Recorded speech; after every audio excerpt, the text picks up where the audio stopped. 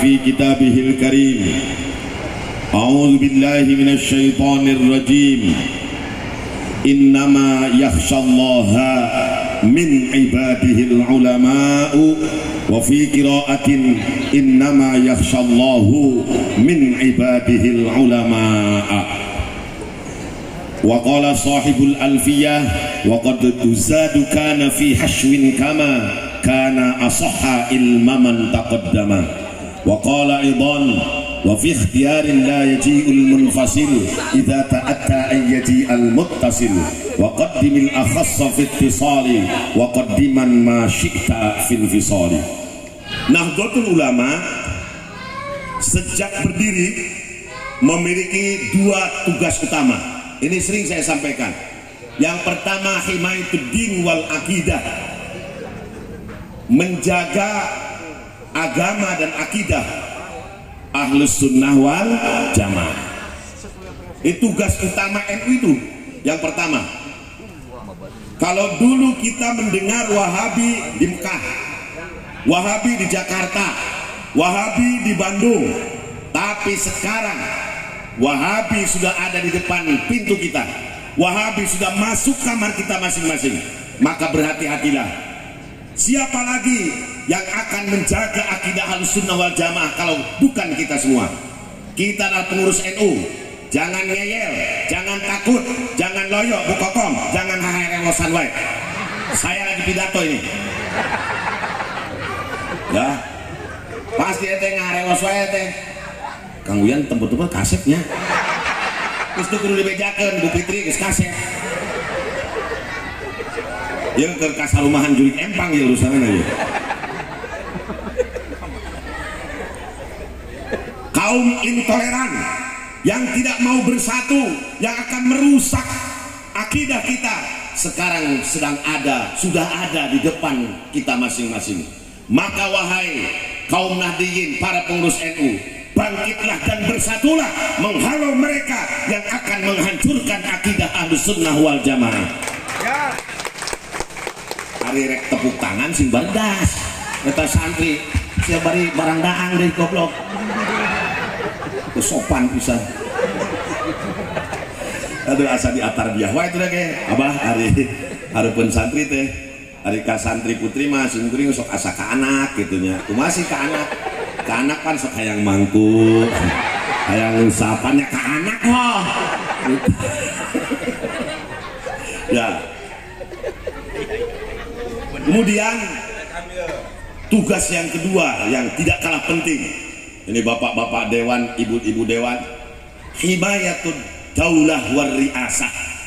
Tugas NU adalah menjaga daulah, menjaga kedaulatan negara kesatuan Republik Indonesia. Siapapun yang akan mengubah sistem negara dengan sistem khilafah dengan sistem yang baru dengan sistem kerajaan monarki dan sebagainya, maka harus berhadapan dengan kita Nahdlatul Ulama. Karena bagi NU NKRI orang kenceng, bagi NU NKRI. Bu Fitri sama Pak Sabil, jangan meragukan nasionalisme kamu kaum Nahdiyin. Uset orang NU mah lamun ngadenge negara rek diganggu teu boga beas ge perang. Serius orang NU itu. Kenapa? Karena Indonesia ini rumah kita, harus dijaga. Jangan mau diobok-obok oleh orang lain. Apakah saudara-saudara mau Indonesia seperti Suriah? Mau tidak? Apakah saudara-saudara mau Indonesia menjadi negara-negara yang terpecah belah? Mau tidak? Kalau tidak mau, bersatulah bersama Nahdlatul Ulama. Insya Allah NU senantiasa setia hatta ila yaumil qiyamah kepada negara kesatuan Republik Indonesia. Lantaran itu dewan kudu gede nyumbang kata NU. Ya orang geus capek ngajaga negara ya, bener tuh. Bisa ruakeun jeung satpam NU.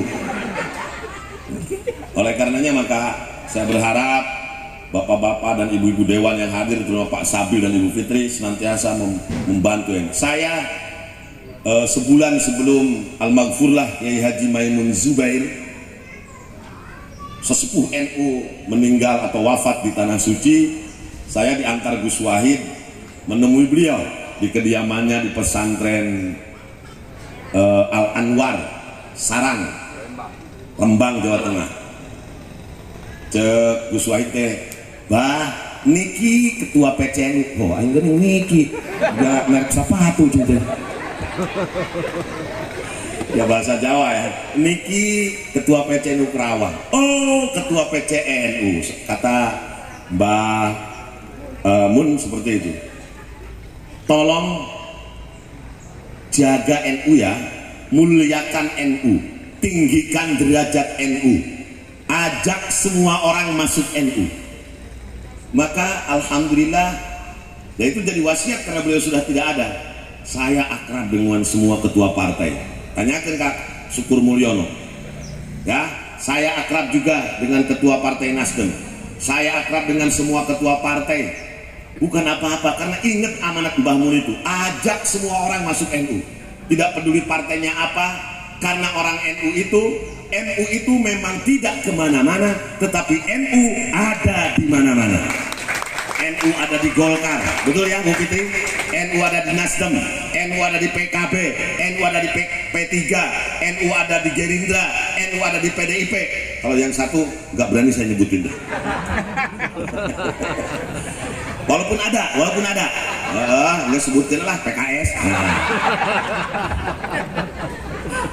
Ya, walaupun ada, tapi ya sedikit lah, gitu. Jadi memang NU ini dijadikan rumah besar kita. Bu Kokon ngarewas dewa, ampun. Ayeuna barang sanarek diberi duit ku Bu Fitri udah hawe ngolok. Ya, jadi NU ini memang rumah besar bagi kita umat Islam. Bapak-bapak dan saudara-saudara sekalian, satu, saya pengen cerita tentang proses berdirinya NU supaya pengurus NU Cikampek ini lebih bersemangat lagi. Ketika Syekhuna Khalil Bangkalan, Madura, Syekh Khalil ini seorang Syekhul Masyayikh, gurunya para guru. Selamat datang Kiai Abdul Wahid Rusdi atau Gus Wahid. Monggo Gus, sini dong ke Abah dulu, ke Abah Dayat Gus. Nah, Gus Wahid ya, saya dulu sama Mbah Mun diantar beliau. Ini numboga Niki teh ya, Niki gitu lah.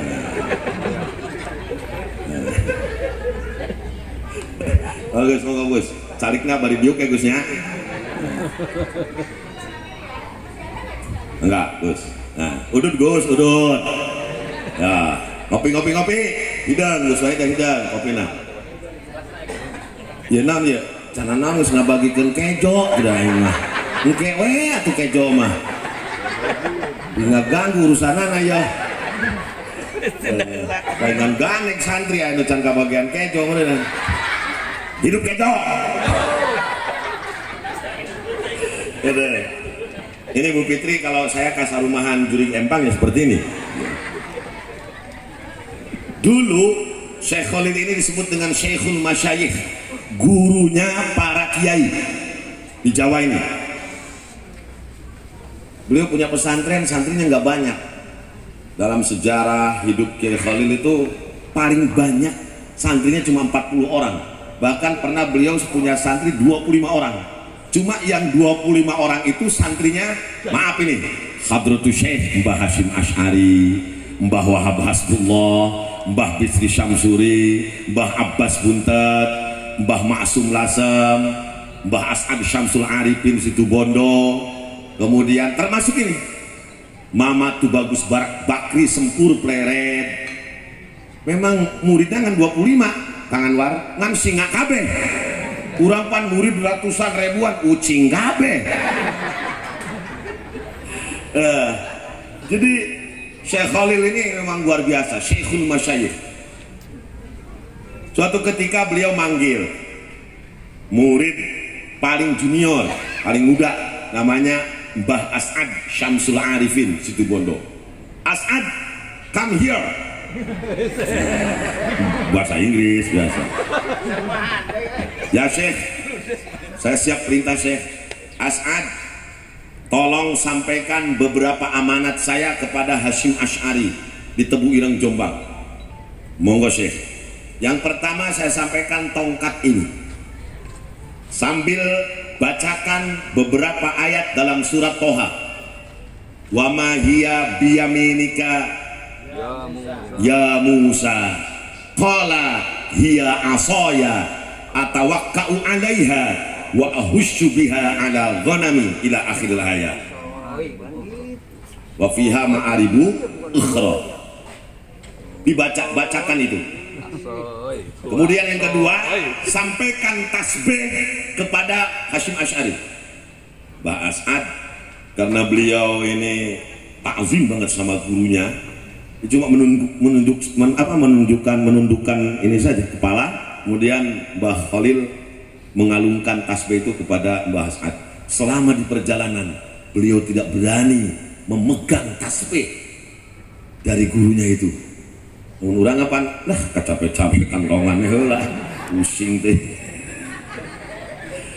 Sampaikan juga kepada Hasyim Asy'ari dengan tasbih ini, banyak-banyak membaca ya Jabbar ya Qahhar.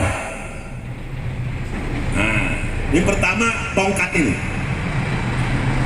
Menurut cerita dari Mbah As'ad, Mbah Khalil pernah menyampaikan bahwa tongkat yang diberikannya kepada Mbah Hasyim Asy'ari adalah tongkat pemberian dari Nabi Khidir alaihi salam. Eta marek percaya Kang Anwar untuk oke lain kuna naon lain rukun iman ieu. Tapi kalau saya percaya itu tongkatnya dari Nabi Khidir, dan kata Nabi Khidir kepada Syekhuna Khalil ketika ngasih tongkat ini, "Hei Khalil, tongkat ini adalah tongkatnya Nabi Musa alaihi salam."